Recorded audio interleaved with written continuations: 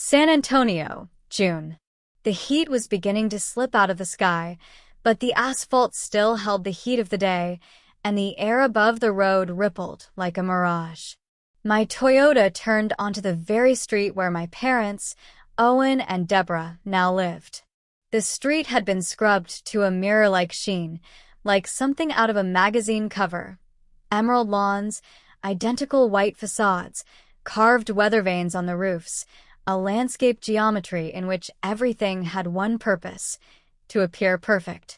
I stopped in front of a house I once thought was mine, but which had long since ceased to be. My car looked incongruous here, among the rows of black Escalade, silver Tesla, and perfect white BMWs, as if I'd come to cater an event rather than be part of the family. I turned off the engine, took a deep breath, checked. My face was clean, my eyes weren't puffy, my hair was smoothed. I'd chosen a navy blue dress, simple, austere, no labels. I had no desire to impress, just to be myself. I wore small pearl carnations on my earlobes, my favorite from college, to remind me of who I was before everything became artificial. In my hands was a neatly wrapped gift, a dark wood box with my initials on it, and inside was an engraved pen, expensive, but not flashy. I'd spent a long time choosing it for Logan, the brother I'd once protected from school bullies, the brother I'd once helped with essays, the brother I'd once loved unconditionally. I walked up the steps and was greeted by a young man at the front desk. He was dressed with a needle, hair styled, eyes quick, polite. He glanced at the clipboard when I said my name, then squinted, returned his gaze to the screen. Up again, confusion mixed with formality. He pointed to the line. I was entered not by name, but as a +1 from the Reynolds family. Not as a daughter. Not as a sister. Just an extra guest. It was as if my last name was no longer mine. I nodded as if that was okay. He handed me a name tag, white, no name, with guest writ. As I descended from the stage, I felt as if the steps under my feet had become soft, as if I were walking not on marble, but on rotted wood. My back was wet with sweat, but not from the heat, from humiliation, from that sticky feeling of being brought to the edge, smiled at, clapped, and then asked to jump. But I didn't jump. I didn't hand over my keys. I didn't say a single thank you. And that, I knew, they wouldn't forgive me. The hall filled with sounds again. Someone continued talking. Someone filled glasses again. The orchestra started a new tune as if nothing had happened. But something had already happened. My mother's gaze caught me like a snare. She was standing at the dessert table, with a flute in her hand, but not a drop of sparkling in her eyes. Just coldness. The only feeling I could feel was fear. I noticed my father immediately. He stood closer, arms at his sides, back straight, lips pressed together. He wasn't looking at the cake. He wasn't choosing an appetizer. He was waiting. For me. I slowed my step, like an animal catching sight of a predator in the grass. There were dozens of people, laughter, music, cameras. But between us, there's an emptiness. Like no one exists but him and me. His hand reached for the bottle of champagne on the table next to him. I wondered if he'd pour it for himself. He didn't. He turned sharply, and the next second I felt a blow. Not in the face, in the head. Not a sound, a light. White, blinding, like a flash. I didn't fall, but I tilted. I raised my hand to my temple and saw red on my fingers. Hot, warm, alive. Blood trickled down my cheek, down my neck, soaked into the fabric of my dress, the same navy blue one I'd chosen to be a part of, not a rebellion. And in that moment, the hall became truly quiet, not solemn. It was sepulchral. It was like everyone stopped breathing. I heard someone say, "Did he hit her?" Someone clicked the phone, but no one came up. My mother stood nearby, her face frozen in a mask of defiance. In the morning, when I woke up in Leah's guest room, the first thing I did was look up at the ceiling. White, flat, with a small spot of moisture in the corner. I didn't immediately remember where I was. It wasn't until I turned my head and felt the bandage pulling the skin on my temple that the memory came in a wave. The impact. The blood. The blank stares. No one stood up. No one stopped. I got up slowly. Leah had left a nightlight on, a soft towel at the foot of the bed, and a mug of cooled chamomile tea. I walked past her without touching her. I didn't need the warmth. I needed to make sure I was still real, that I still belonged to myself. In the bathroom, I stared at my reflection for a long time. My hair disheveled, my bandage white, my eyes alien.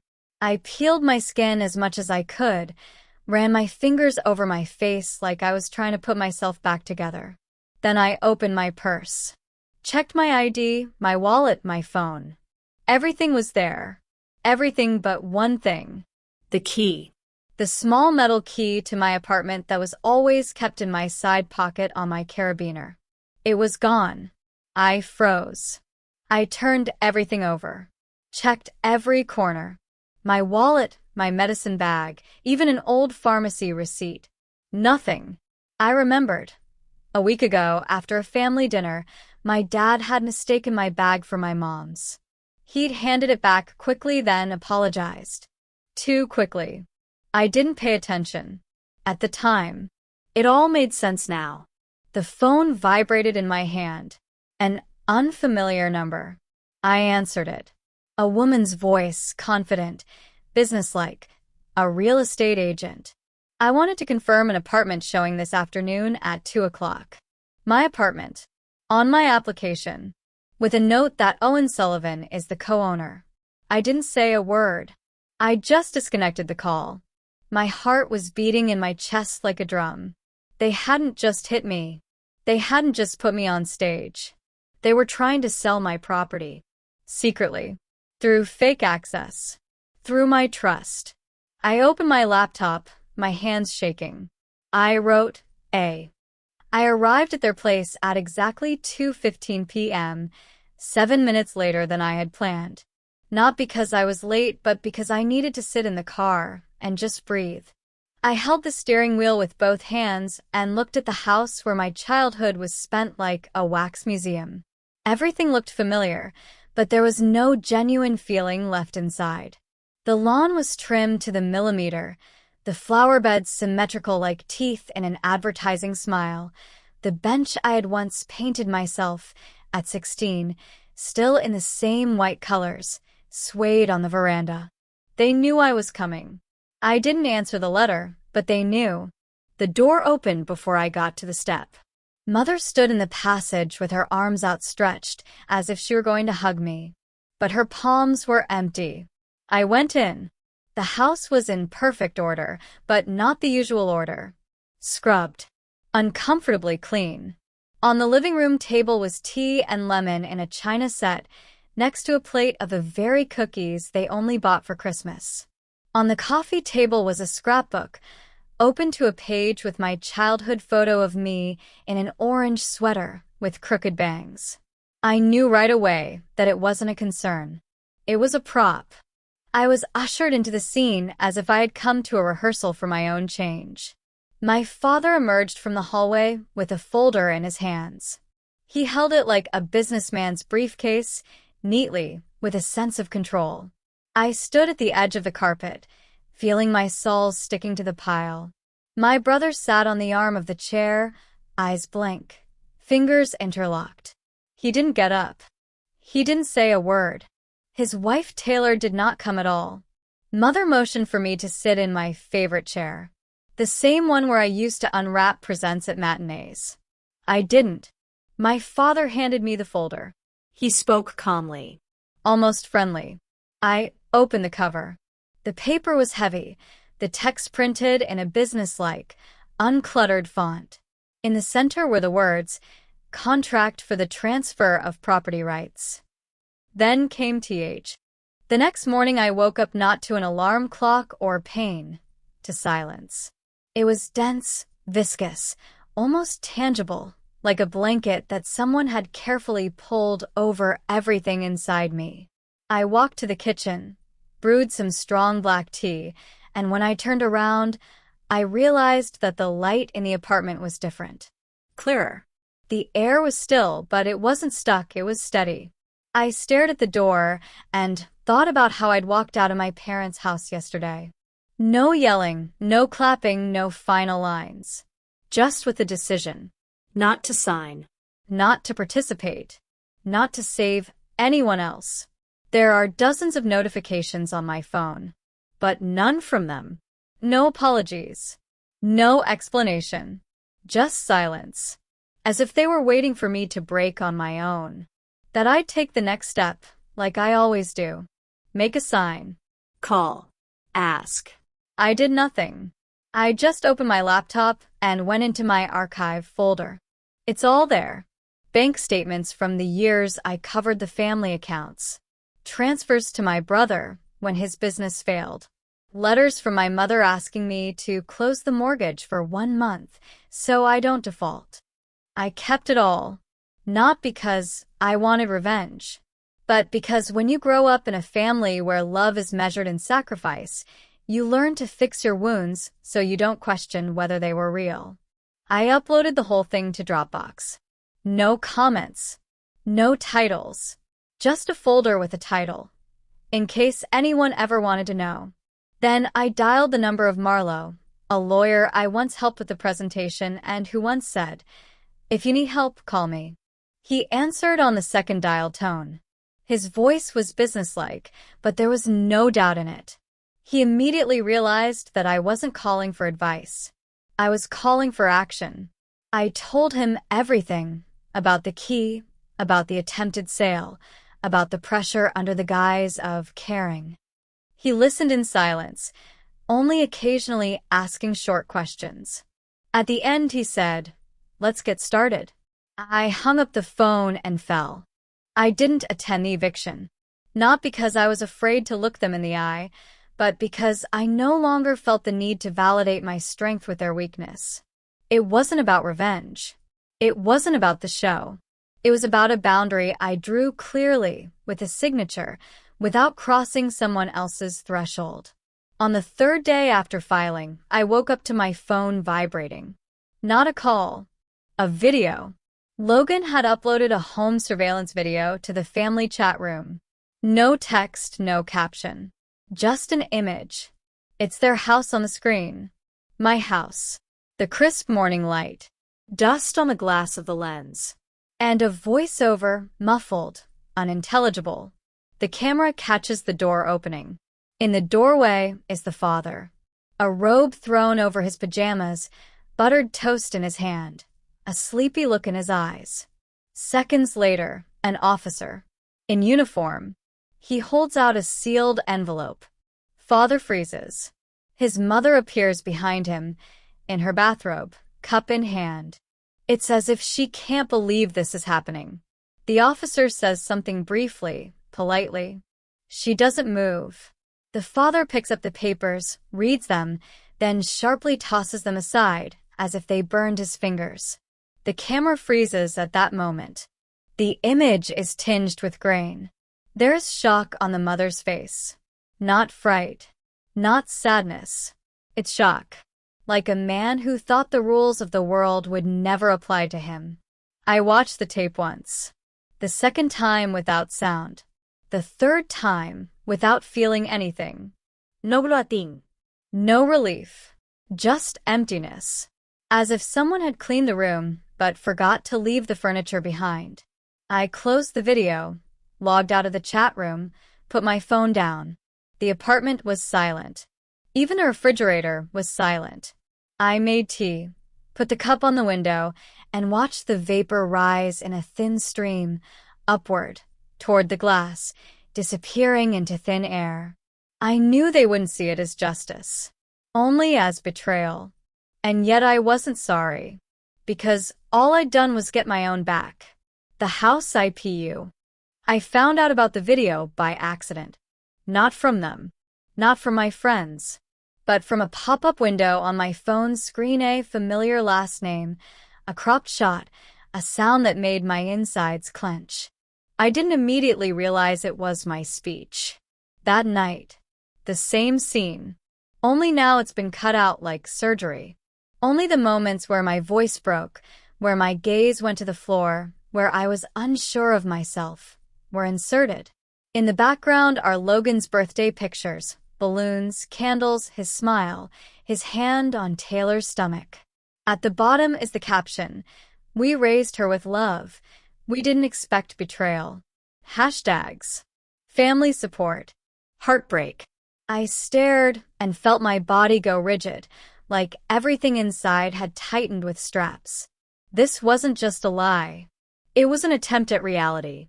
They wanted me to be remembered, not as a woman who'd been hit with a bottle, but as ungrateful, Cold. envious. They took my voice and broke it to sound guilty. I didn't cry. I didn't scream. I opened Dropbox, dragged everything I'd collected over the years into it.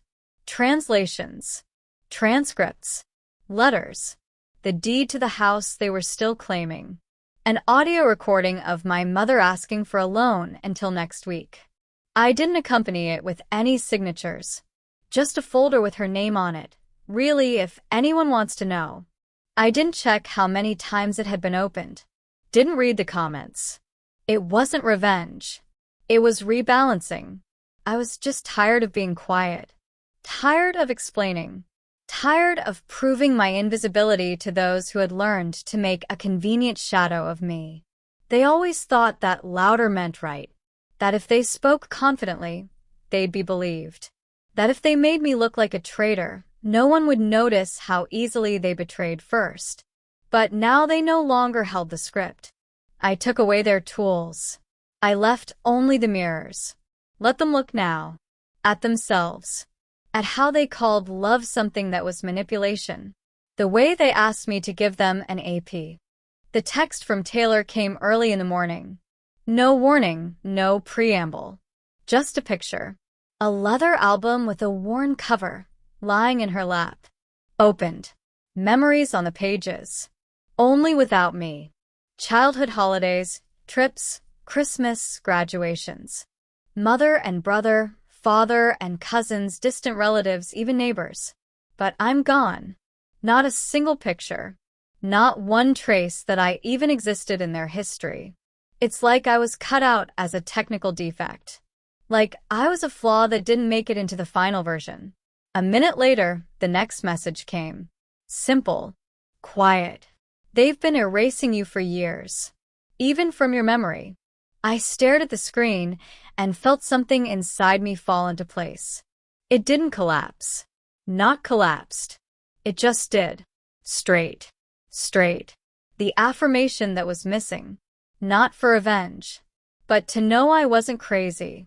I didn't make up this suspension. I didn't exaggerate the pain.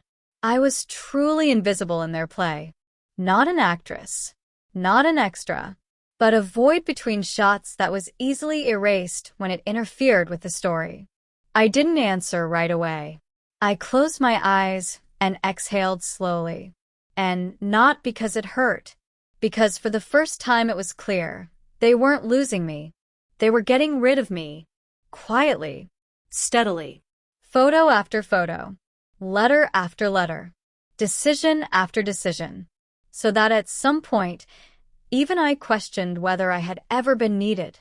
I got up, opened an old box from the pantry. Dense cardboard, smelling a little of dust. And there was my high school yearbook. My photographs. The boots I hated. The soggy prom dress.